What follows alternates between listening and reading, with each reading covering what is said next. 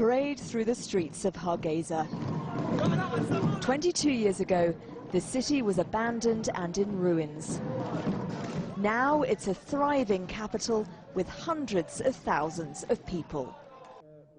President Ahmed Mohamed Silayu is old enough to remember Somaliland as a British colony. Then came civil war with Somalia and finally a declaration of independence. He says Somaliland, like other former Somali colonies, should have the right to choose its own path. So Djibouti has become now independent and has been accepted by the international community. Those parts which were part of Kenya has been accepted to remain part of Kenya and have remained part of Kenya. So why Somaliland, ex-British Somaliland protectorate, not be accepted by the international community? For years, Somaliland has been described as an oasis of peace in the Horn of Africa, but it can't get international development loans and cannot reconstruct the country without recognition. The region relies on the money of Somalilanders living abroad and those coming home, like Mo Hussein, who used to live in Canada.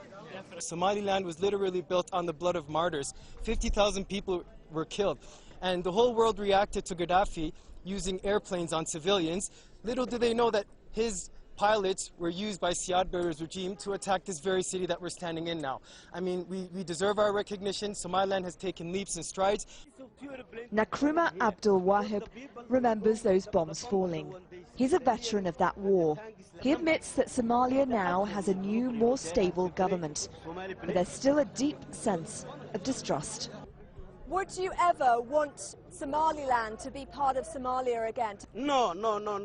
We didn't accept it because you remember, if they taking 100 years to staying without recognizing Somaliland, we staying. We staying alone. We alone. Yeah, we alone. The Somali people share a common language, culture and religion, but they've been divided by a turbulent history. Freedom means more to Somalilanders than aid handouts and a seat on the international stage. Nazanin Mashiri, Al Jazeera, Hargeisa.